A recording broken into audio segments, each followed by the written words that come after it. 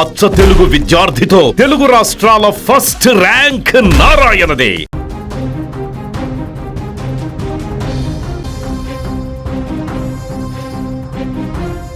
Cinema అనేది కేవలం వినోదం కోసమే, కానీ కొందరు క్రిమినల్ మైండ్ ఉన్న వాళ్లకు అది ఒక పక్కా మర్డర్ ప్లాన్లా కనిపిస్తోంది. దృశ్యం సినిమా చూసారుగా, అందులో హీరో లారీలో ఫోన్ పడేసి పోలీసులను ఎలా తప్పుదోవ పట్టిస్తాడో, సరిగ్గా అదే సీన్ను రియల్ లైఫ్లో అప్లై చేసింది ఒక కిరాతక భార్య. ప్రియుడితో కలిసి గంటల తరబడి క్రైమ్ సినిమాలు చూసింది. భర్తను ఎలా చంపాలి, శవాన్ని ఎక్కడ మాయం చేయాలి, పోలీసులకు దొరకకుండా ఎలా తప్పించుకోవాలి అనే దానికి సినిమాలు చూస్తూ స్కెచ్ వేసింది. అనుకున్నట్లే భర్తను సైలెంట్గా లేపేసింది. ఎవరికీ అనుమానం రాకుండా మహారాష్ట్ర సరిహద్దుల్లో తీసుకెళ్లి శవాన్ని పూడ్చేసింది. అసలు ట్విస్ట్ ఏంటంటే, సినిమాలో లాగే భర్త ఫోన్ను ఒక లారీలో పడేసి హైవేపై పంపించేసింది. విచారణలో నిజాలు తెలుసుకుని సాక్షాత్తు పోలీసులు షాక్ అవుతున్నారు. మియాపూర్లో భర్తను చంపిన భార్య కేసులో విస్తుపోయే నిజాలు వెలుగులోకి వస్తున్నాయి. హైదరాబాద్లోని మియాపూర్, ఇక్కడ పెంటేష్, సత్యవతి అనే భార్య భర్తలు నివాసం ఉంటున్నారు. వీరి సంసారం సాఫీగానే సాగుతున్న సమయంలో సత్యవతి జీవితంలోకి మధు అనే వ్యక్తి ప్రవేశించాడు. అది కాస్త వివాహేతర సంబంధానికి దారితీసింది. పెంటేష్కి తెలియకుండా సత్యవతి, మధు ఇద్దరు చెట్టాపట్టలేసుకొని తిరిగారు. అయితే రోజుకు వీరి బంధానికి భర్త పెంటేష్ ఒక అడ్డుగోడలా కనిపిస్తూ వచ్చాడు. వాడు బతికుంటే తాము ప్రశాంతంగా ఉండలేమని, ఎలాగైనా పెంటేష్ను భూస్థాపితం చేయాలని ఆ ఇద్దరు లవర్స్ డిసైడ్ అయ్యారు. కానీ సాధారణంగా చంపేస్తే పోలీసులు వెంటనే పట్టుకుంటారు. మరి చట్టం కంటికి దొరకకుండా ఉండాలంటే ఏం చేయాలి అనే దానిపై క్రైమ్ సినిమాలు చూశారు. ఒక పక్క స్క్రిప్ట్ రాసుకోవడానికి డైరెక్టర్లు ఎంత హోంవర్క్ చేస్తారో, భర్తను చంపడానికి ఈ భార్య సత్యవతి, ఆమె ప్రియుడు మధు అంతకంటే ఎక్కువ హోంవర్క్ చేశారు. అందుకోసం వారు ఎంచుకున్న గురువులు ఎవరో తెలుసా? క్రైమ్ సినిమాలు.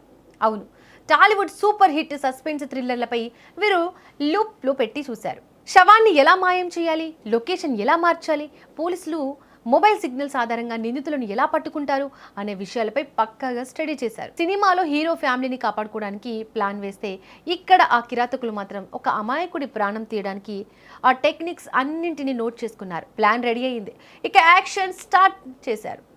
స్కెచ్ ప్రకారం ఒకరోజు రాత్రి సమయం చూసి భర్త పెంటేష్ను సత్యవతి, ఆమె ప్రియుడు మధు కలిసి సైలెంట్గా మట్టు పెట్టారు.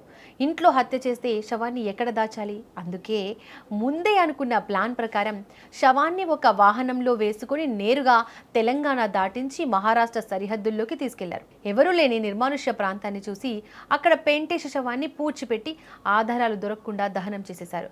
ఇక అక్కడితో కథ అయిపోలేదు. అసలైన సినిమా ట్విస్ట్ ఇప్పుడే ఇచ్చింది సత్యవతి. పెంటేష్ బతికే ఉన్నాడని, ఎక్కడికో వెళ్ళిపోయాడని నమ్మించడానికి అతని మొబైల్ ఫోన్ను ఆన్ చేసి ఉంచారు. ఒక సుదూర ప్రాంతానికి వెళ్తున్న లారీని గమనించి, దృశ్యం సినిమాలో లాగే ఆ లారీ టాప్ మీదో లేదో క్యాబిన్లోనో ఆ ఫోన్ను పడేశారు. ఆ లారీ వెళ్తున్న కొద్దీ పెంటేష్ మొబైల్ సిగ్నల్ మారుతూ ఉంటుంది. పోలీసులు పెంటేష్ కోసమే వెతుకుతారు, కానీ తాము సేఫ్ అని విర్రవీగారు. ఎన్ని రోజులైనా పెంటేష్ ఇంటికి రాకపోవడంతో బంధువులకు అనుమానం వచ్చి పోలీసులకు ఫిర్యాదు చేశారు. రంగంలోకి దిగిన మియాపూర్ పోలీసులు పెంటేష్ ఫోన్ సిగ్నల్ను ట్రాక్ చేయడం స్టార్ట్ చేశారు. ఫోన్ లొకేషన్ నిరంతరాయంగా హైవేలపై మారుతూ ఉండడం చూసి పోలీసులకు ఫస్ట్ డౌట్ వచ్చింది. ఒక వ్యక్తి అంత వేగంగా అదే రాత్రింబవళ్లు హైవేలపై ఎందుకు తిరుగుతాడని నిఘా పెట్టారు. తీరా చూస్తే ఆ ఫోన్ ఒక లారీలో ప్రయాణిస్తుందని తేలింది. అక్కడే పోలీసుల మైండ్లో దృశ్యం సినిమా లైట్ వెలిగింది. వెంటనే సత్యవతి, ఆమె ప్రియుడు మధు కాల్ డేటాను శాస్త్రీయంగా పరిశీలించారు. వారిద్దరి లొకేషన్లు కూడా మహారాష్ట్ర సరిహద్దుల్లో ఒకే సమయంలో ఉన్నట్లు తెలియడంతో సత్యవతిని పోలీస్ స్టేషన్కు లాగారు. థర్డ్ డిగ్రీ చూపించేసరికి ఆ సినిమా స్క్రిప్ట్ ప్లే మొత్తం ఫ్లాప్ అయిపోయింది.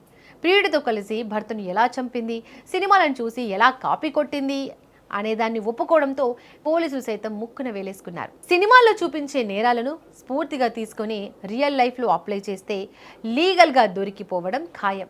ఎందుకంటే రియల్ లైఫ్ వేరు, రియల్ లైఫ్ వేరు. ఎంత తెలివిగా ప్లాన్ చేసినా చట్టం ముందు ఏ నేరస్తుడు తప్పించుకోలేడు అనడానికి మియాపూర్ ఘటనే ఒక పెద్ద ఉదాహరణ.